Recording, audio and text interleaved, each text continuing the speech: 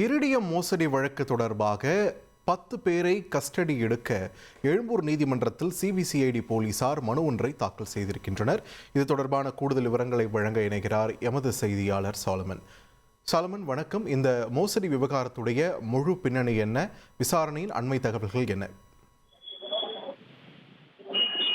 இந்திய ரிசர்வ் வங்கியினோட பேர்ல போலி ஆவணங்கள் தயாரித்து முறையாக பதிவு செய்யாமல் டிரஸ்டுகள் நடத்தி இரிடியம் விற்பனை செய்வதால் வெளிநாடுகள்ல இருந்து கோடிக்கணக்கில் பணம் வருவதாக கூறி அவர்கள் தமிழ்நாட்டை சேர்ந்த பலரிடம் இது போன்று முதலீடு பெற்று மோசடியில ஈடுபட்டனர். குறிப்பாக இந்த கும்பலை சேர்ந்த மொத்தம் 30 நபர்களை சிபிசிஐடி போலீசார் கைது செய்தனர். கடந்த வாரத்துல மிகப்பெரிய மெகா ரைடு ஒன்றை நடத்தி அதுல பல்வேறு இடங்கள்ல சோதனை மேற்கொண்டு இதுல பல்வேறு ஆவணங்கள் மற்றும் லட்சக்கணக்கில் பணம், தங்கம் உள்ளிட்ட பறிமுதல் செய்யப்பட்டது.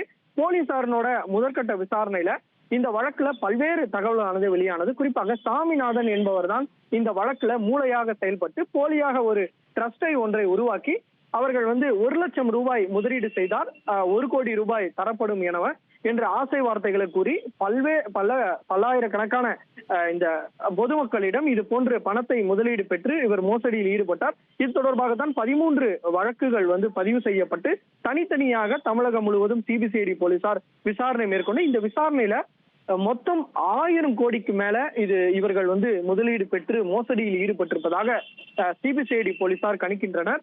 அவர்களிடம் மேலும் விசாரணை மேற்கொள்ளத்தான் தற்போது சென்னை சிபிசிஐடியில கைது செய்யப்பட்ட 10 நபர்களை போலீசார் கஸ்டடி எடுக்க தற்போது எழும்பூர் நீதிமன்றத்தில் மனு தாக்கல் செய்திருக்கிறார்கள். 10 நாட்கள் விசாரிக்க அனுமதி கேட்டு எழும்பூர் நீதிமன்றத்தில் சிபிசிஐடி போலீசார் ஒரு மனு தாக்கல் செய்திருக்கிறார்கள்.